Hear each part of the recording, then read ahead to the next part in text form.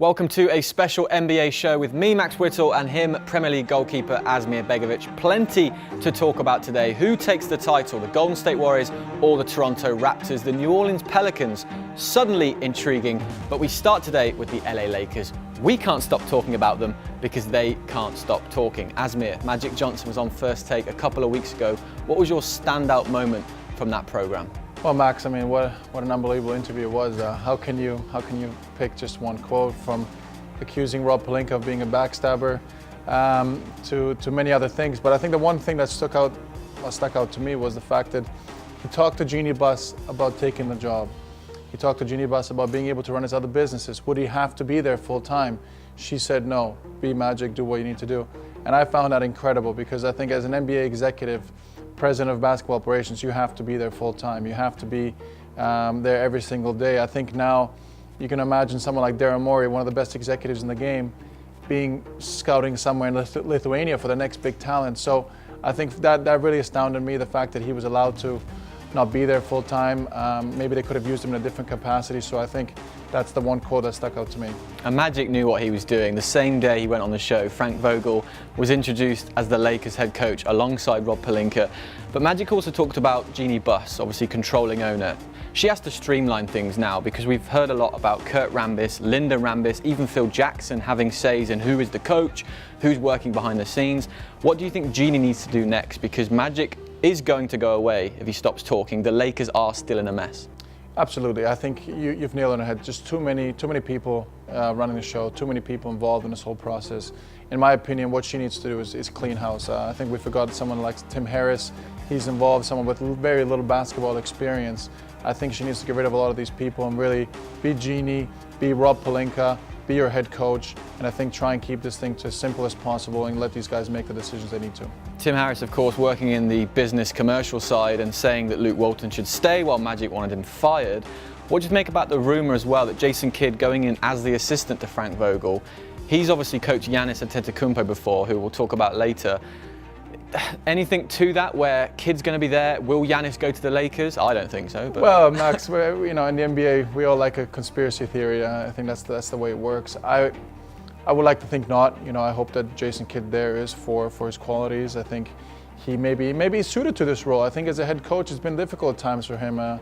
Maybe he hasn't had the success as a head coach that he should have. But we can't deny he was a great player. We can't deny he has incredible basketball knowledge. What we can definitely say is that he can maybe bring this on to the youngsters for the Lakers, like Alonzo Ball, who many people have compared to Jason Kidd. So I'm hoping that he can really be there for the basketball side of things, and we'll let these conspiracy theories let other people talk about them. Two quick ones before we move on to the draft. Magic mentioned that the Lakers should go after Kawhi Leonard and or Kyrie Irving.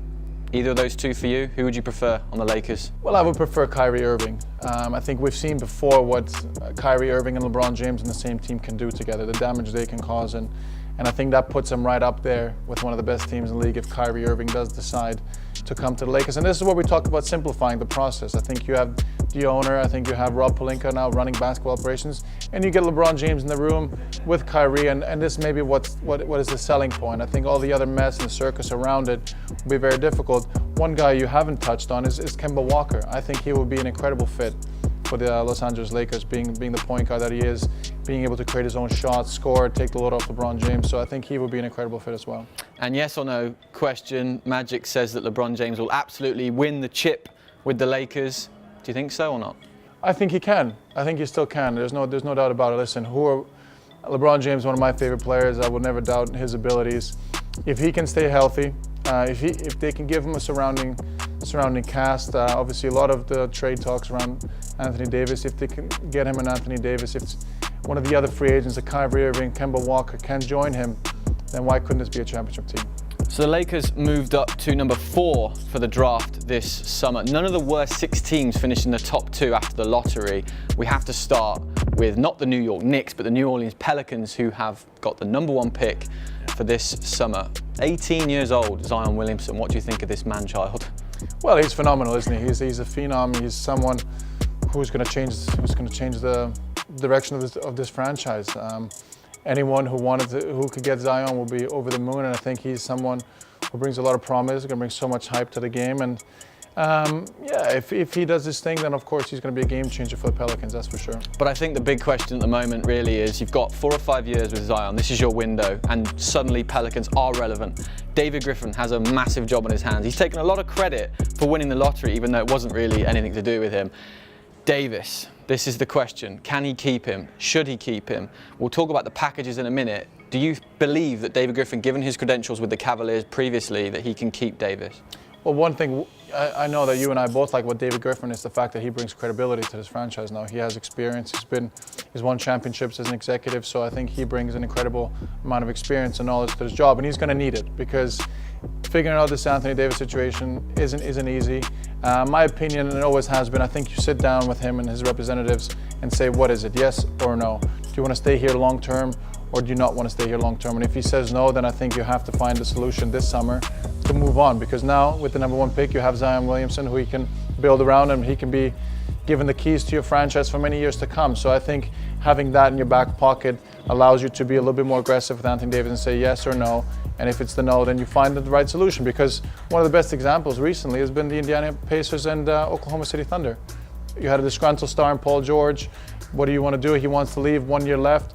Find the best package, you get Oladipo and Sabonis back, and the Indiana Pacers have been very, very happy since then and never looked back. So I think those are situations that really need to be looked at, and I think could come to good use for the New Orleans Pelicans. And even though Davis does want to leave, it is still a great situation to be in, because you've now got Zion Williamson, you've got two-way player Drew Holiday, and those packages that you're going to be able to potentially receive. The question really is, will the Pelicans deal with the Lakers? But if we run through those options for them, the Lakers we know can offer them Brandon Ingram, Lonzo Ball, Kyle Kuzma, Josh Hart, and key, LA now have that 4th pick.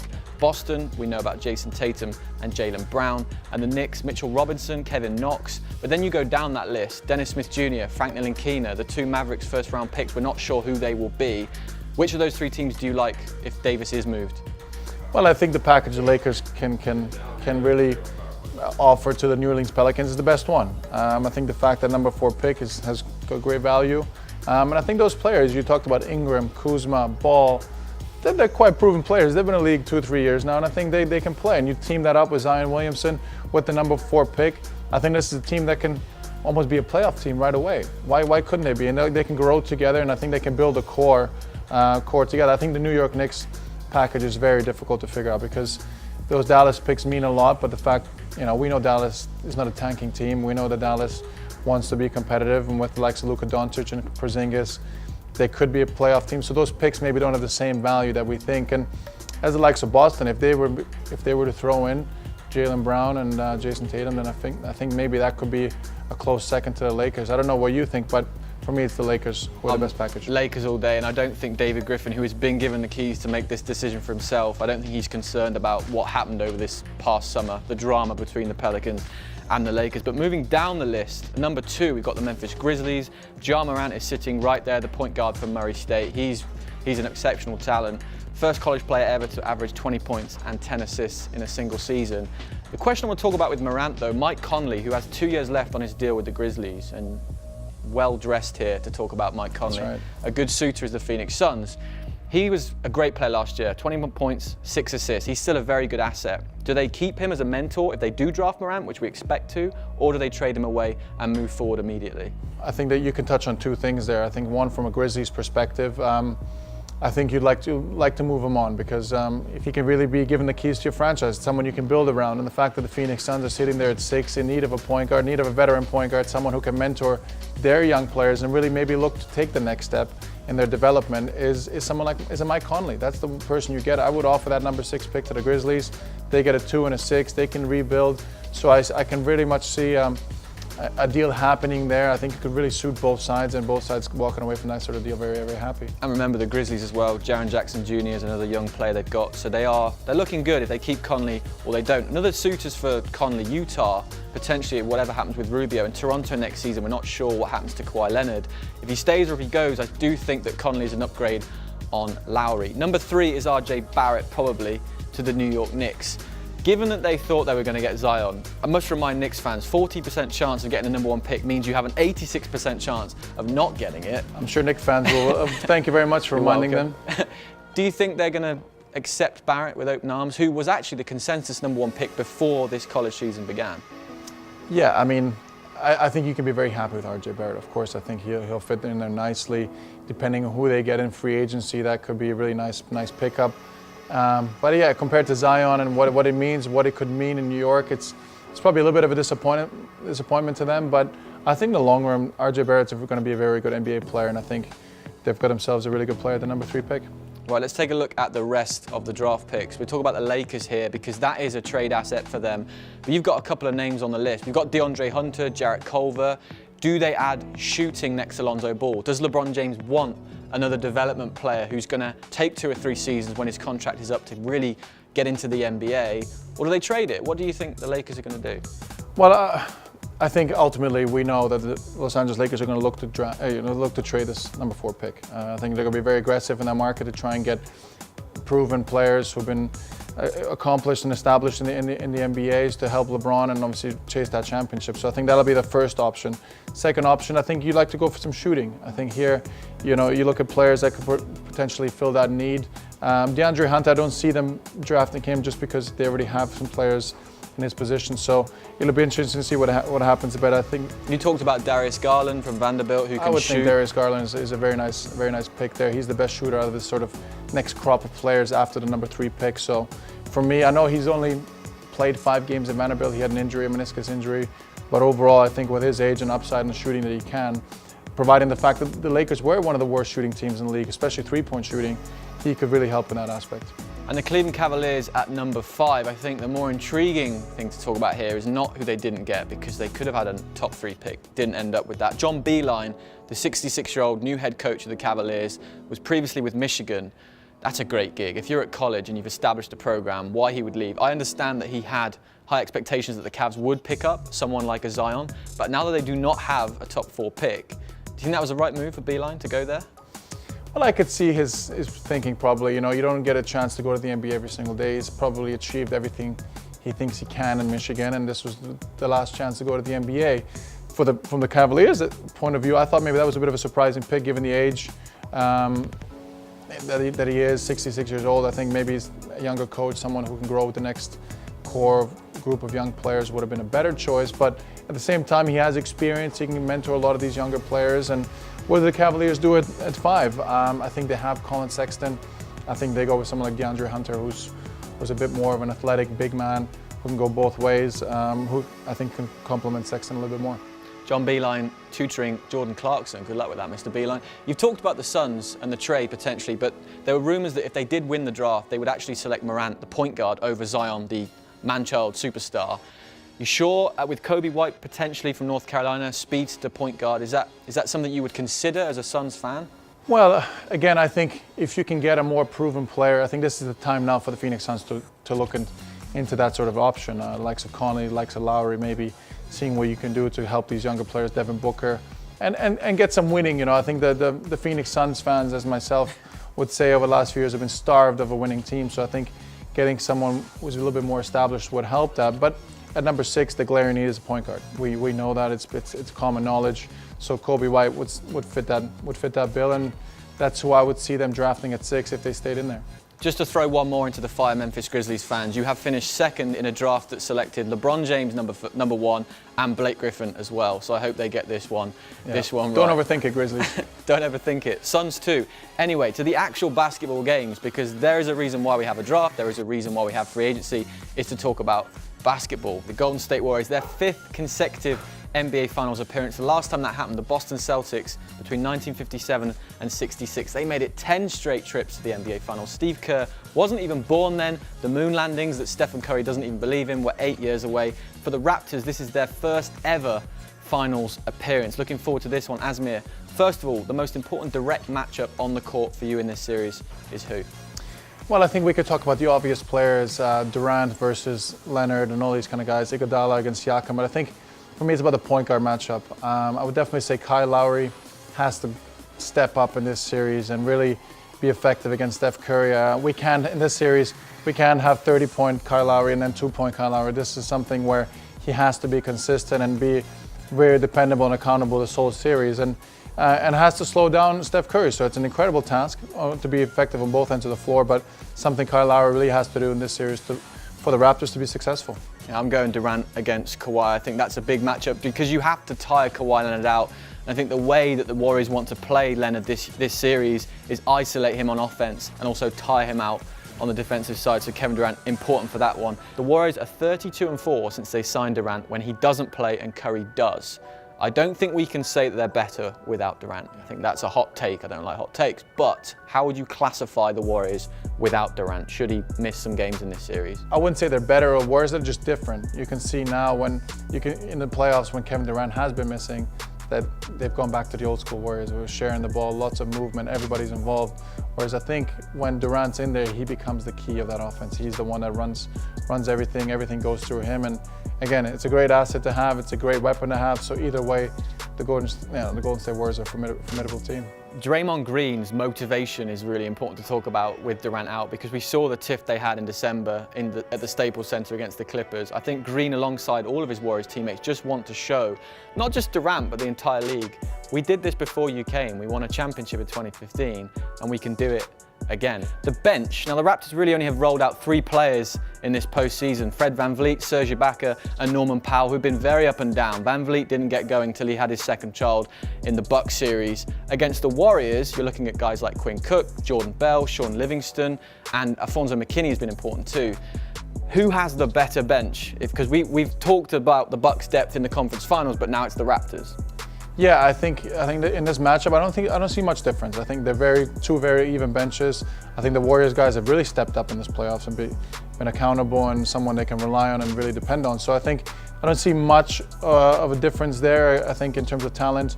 So I think both teams are very equal there. I think it's going to very much depend on what happens in the starting fives and who can get hot at the right time. I think Kevin Looney plays an important role here too because Marc Gasol able to shoot that 3 if he's got confidence. So Looney out to the perimeter, also on the interior as well, because like the Bucks, the Raptors will charge at you with Leonard, with Gasol, with Ibaka, physical players. Your X factor in this series, Pascal Siakam. Yes. Tell me why. Well, Pascal Siakam, I think, has to be huge in this series. We talked about Kyle Lowry earlier. We know about Kawhi Leonard. We know about the top 2 players on the Raptors. Who can be that next guy to step up?